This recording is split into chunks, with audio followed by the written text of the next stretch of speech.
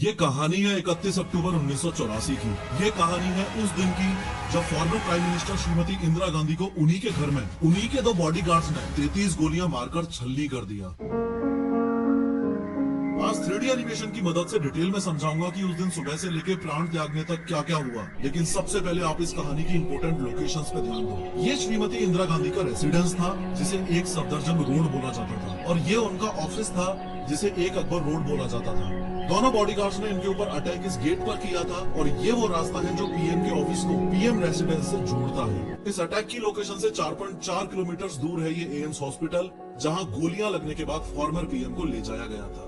आज दिन है 31 अक्टूबर 1984 का, और प्रधानमंत्री निवास में आज सुबह की शुरुआत किसी और दिन की तरह ही हुई है। फर्क सिर्फ इतना सा है कि आज एक बहुत बड़े पेड़ को गिराने की साजिश है जो कई महीनों से चल रही थी। इस साजिश को अंजाम देने वाले भी कोई और नहीं, देश की पहली महिला प्रधानमंत्री इंदिरा गांधी के फेवरेट बॉडीगार्ड्स में से ही हैं। एक तो ये बेअंत सिंह, जो कि पिछले 10 सालों से पीएम के स्पेशल सिक्योरिटी गार्ड्स में से एक था, और ये फेवरेट भी था, इसलिए पिछले 10 सालों में पीएम के साथ कई विदेशी दौरों पर as a personal security guard गया था। और दूसरा ये 22 साल का सतवंत सिंह, जो कि पीएम सिक्योरिटी में अभी पिछले 5 महीनों से ही था। आज सुबह पीएम साहिबा रोज की तरह जल्दी उठ गयी, और आज उनका एक आयरिश टीवी के जर्नलिस्ट और एक्टर पीटर उस्तिनोव के साथ डॉक्यूमेंट्री के लिए इंटरव्यू शेड्यूल्ड है। इंटरव्यू सुबह 9:30 बजे शेड्यूल किया गया है, जो कि लगभग 1 घंटे चलना है। इंटरव्यू प्रधानमंत्री आवास से सटे इस एक अकबर रोड में होने वाला है।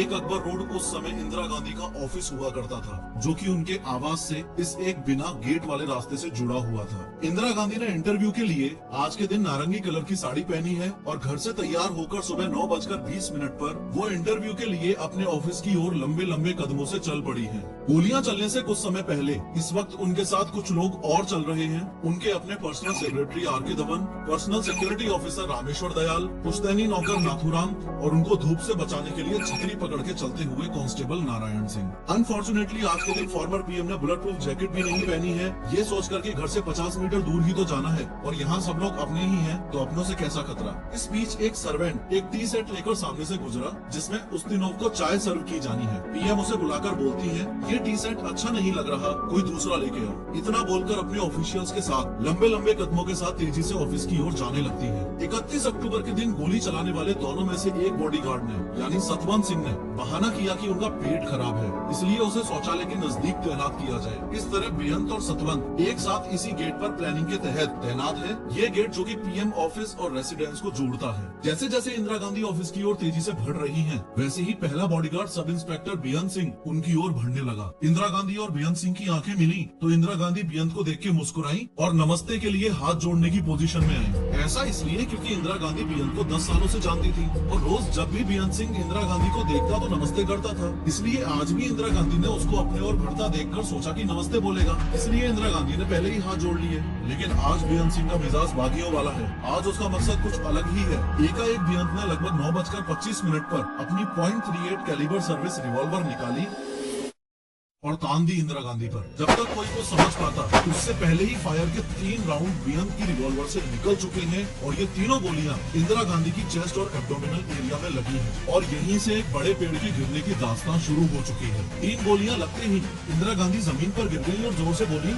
ये क्या कर रहे हो। बेअंत 1 सेकंड के लिए रुका और सतवंत को देखकर जोर से चिल्लाया, गोली चला। सतवंत, जो अभी तक बेअंत के पास बूथ बना खड़ा था, वो अपनी कार्बाइन बंदूक को इंदिरा गांधी की ओर घुमाकर 30 गोलियां बस्ट फायर कर देता है। इंदिरा गांधी को बचाने के लिए जैसे ही उनके personal security officer Rameshwar Dayal आगे बढ़े, तो उनके पांव में सतवंत के द्वारा चलाई गई गोलियां लगी और वो वहीं पर गिर गए। एक अकबर रोड यानी कि पीएम ऑफिस से एक पुलिस ऑफिसर दिनेश कुमार भट्ट ये देखने के लिए बाहर आए कि ये गोलियां कहाँ चली हैं। उसी समय बेअंत और सतवंत सिंह ने अपने वेपन्स फेंककर सरेंडर करने के लिए हाथ खड़े कर दिए और कहने लगे कि हमको जो करना था वो हमने कर दिया, अब तुम्हें जो करना है कर लो। और उन्होंने इंदिरा गांधी से ऑपरेशन ब्लू स्टार का बदला ले लिया। ऑपरेशन ब्लू स्टार में इंदिरा गांधी ने सिखों के पवित्र स्थल गोल्डन टेम्पल को कुछ अलगाववादियों से आर्मी ऑपरेशन के जरिए फ्री करवाया था। आर्मी ऑपरेशन की वजह से काफी सिख उनसे खफा थे। कांस्टेबल नारायण सिंह ने आगे कूदकर बेअंत सिंह को जमीन पर पटक लिया। पास के गार्ड रूम से आईटीबीपी के जवान दौड़ते हुए आए और उन्होंने सतवंत सिंह को भी अपने घेरे में ले लिया। टोटल 33 फायर किए गए हैं, जिसमें से 30 गोलियां इंदिरा गांधी को लगी और काफी गोलियां उनके शरीर को चीरकर निकल गई। इंदिरा गांधी के पर्सनल सेक्रेटरी आर.के. धवन ने होश संभाला और चिल्लाकर एम्बुलेंस लाने के लिए बोला,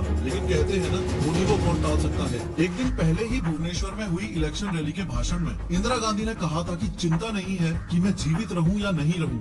मुझे चिंता नहीं है कि मैं जीवित रहूं या नहीं रहूं। मेरी लंबी उम्र रही है। मुझे गौरव इस बात का है कि मेरा सारा जीवन सेवा में गुजरा। मेरी लंबी उम्र रही है और मैं ये इस पर मुझे अगर गौरव किसी चीज पर है तो इस पर है कि सारा जीवन मेरा सेवा में गया। जब तक मुझ में सांस है तब तक सेवा में ही जाए। जब मेरी जान जाएगी और जब तक मुझ में सांस है तब तक सेवा ही में जाए।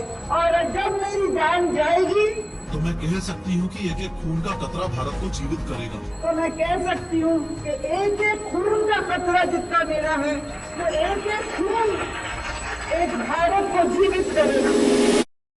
इंदिरा गांधी के कहे गए शब्द आज यानी 31 अक्टूबर 1984 को सच होते दिख रहे हैं। भारत की मिट्टी में वो अभी लहूलुहान पड़ी हैं। मानो समय रुक सा गया है और जो एम्बुलेंस लाने को बोला था वो अभी तक आई नहीं है। पीएम हाउस में हर समय एक एम्बुलेंस खड़ी रहती है, लेकिन आज के दिन उसका ड्राइवर वहाँ पर यानी कि पीएम आवास में ड्यूटी पर मौजूद नहीं है। यही सबसे पहला संकेत है कि आगे आने वाले घंटे इंदिरा गांधी के लिए बहुत ही मुश्किल भरे होने वाले हैं। गोलियों की आवाज सुनकर कांग्रेस लीडर माखनलाल फोतेदार इंदिरा गांधी के पास पहुँचे और एम्बुलेंस ना आते देख आर के धवन ने चिल्लाकर कोई भी कार निकालने के लिए कहा। इंदिरा गांधी को जमीन से आर के धवन और माखनलाल फोतेदार ने उठाकर सफेद एम्बेसडर कार की पिछली सीट पर रखा। आगे की सीट पर आर के धवन, फोतेदार, सिक्योरिटी ऑफिसर दिनेश भट्ट और ड्राइवर बैठे हैं। गोली की आवाज सुनकर सोनिया गांधी नंगे पांव ही गाड़ी की ओर दौड़ी। इंदिरा गांधी को इस हालत में देखकर वो उसी हाल में कार की पीछे वाली सीट पर बैठ गयी। उन्होंने खून से लथपथ इंदिरा गांधी का सिर अपनी गोद में लिया और कार बहुत तेजी से इनकी तरफ बढ़ी। 9:31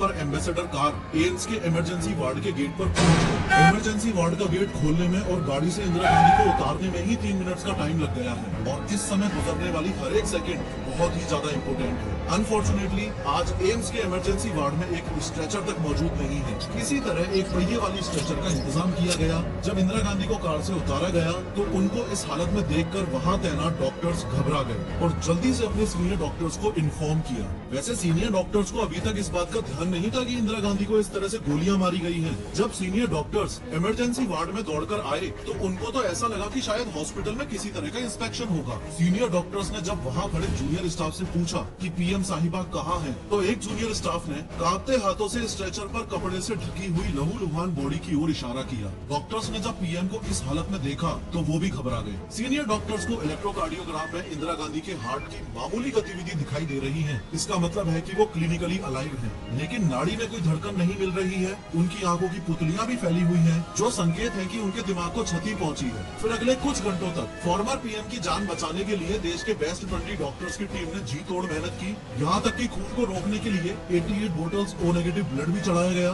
4 घंटे की कड़ी कोशिश की बदौलत 7 गोलियां इंदिरा गांधी के शरीर से निकाल ली गई हैं और ब्लड फ्लो को भी रोक दिया गया है। लेकिन डॉक्टर्स को इंदिरा गांधी के सर्वाइवल के चांसेस ना के बराबर लग रहे हैं। ऑपरेशन थिएटर के बाहर सोनिया गांधी का रो रोकर बुरा हाल हो गया है। इंदिरा गांधी के बेटे राजीव गांधी, जो कि बंगाल में होने वाले इलेक्शन की रैलियों के लिए गए हुए हैं, उनको इस इंसिडेंट के बारे में जब इन्फॉर्म किया गया तो राजीव गांधी तुरंत दिल्ली के लिए निकल गए। साथ में उस टाइम के प्रेसिडेंट दिल सिंह, जो कि विदेश दौरे पर थे, वो भी इंदिरा गांधी पर हमले की खबर मिलते ही तुरंत इंडिया के लिए रवाना हो गए। आने वाला समय देश और इंदिरा गांधी के लिए बहुत ही मुश्किल भरा होने वाला है। इंदिरा गांधी के लिए इसलिए कि अब एम्स के बेस्ट डॉक्टर्स भी कुछ ही समय में अपने हाथ खड़े करने वाले हैं। हॉस्पिटल के 8th फ्लोर पर अब तक काफी कांग्रेस लीडर्स आ चुके हैं और सबको ये तो अनुमान हो गया है कि अब इंदिरा गांधी को बचा पाना मुश्किल है। इसलिए यहाँ इसी फ्लोर पर एक दूसरे रूम में देश पर आने वाले मुसीबत पर मंथन चल रहा है। मुसीबत ये कि देश के सर्वोच्च लीडर्स यानी कि पीएम और प्रेसिडेंट दोनों में से एक तो अपनी जिंदगी की जंग लड़ रही है और दूसरा यानी कि मिस्टर प्रेसिडेंट उस समय देश में नहीं है। एक चिंता का विषय ये भी बना हुआ है कि इंदिरा गांधी की असैसिनेशन की खबर अगर बाहर फैलती है तो कम्युनल राइट्स हो जाएंगे। इसलिए अभी एम्स के स्टाफ को सख्त इंस्ट्रक्शंस दिए गए हैं कि इंदिरा गांधी की कोई भी इंफॉर्मेशन लीक नहीं होनी चाहिए। अंदर हॉस्पिटल में धीरे धीरे कुछ बचे हुए ऑर्गन्स भी एक एक करके मरने लग गए हैं। अब ये मशीन्स भी बेअसर मालूम पड़ रही हैं और फाइनली एक ऐसा टाइम आएगा जब इंदिरा गांधी शून्य में विलीन हो गईं। राजीव गांधी के एम्स पहुंचने पर डॉक्टर्स ने उनको इंडिया की आयरन लेडी की स्वर्गवास की खबर दी। लगभग दोपहर 1:45 पर देश में कुछ न्यूज एजेंसीज ने न्यूज ब्रेक कर दी कि प्राइम मिनिस्टर इंदिरा गांधी की हत्या हो चुकी है। इंदिरा गांधी के मरने की खबर से जब लोगों को पता चला कि सिख सिक्योरिटी गार्ड्स ने उनको मारा है, तो लोगों में आक्रोश की लहर दौड़ गई और जिस बात का डर था वही हुआ। लोगों ने दिल्ली में रहने वाले सिखों के नरसंहार का ऐसा दौर चालू कर दिया कि इसमें लगभग 8,000 से ज्यादा सिखों को मारा और जिंदा जला दिया गया और ये दौर आने वाले 3 से 4 दिनों तक चला। लाखों सिख फैमिलीज ने डर के कारण विदेशों और दूसरे राज्यों में शरण ले ली। दिल्ली में एक तरफ तो दंगे चल रहे हैं,